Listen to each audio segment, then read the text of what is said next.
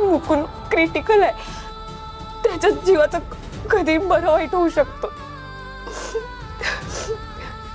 संपलंय सगळं, हरलीये मी. तू नाही हरलीस मोहिनी, आपण हरलो.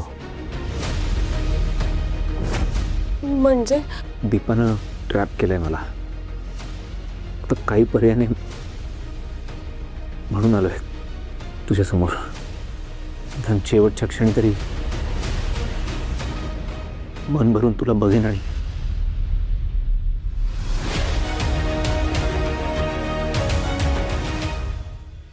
काय आहे? इश.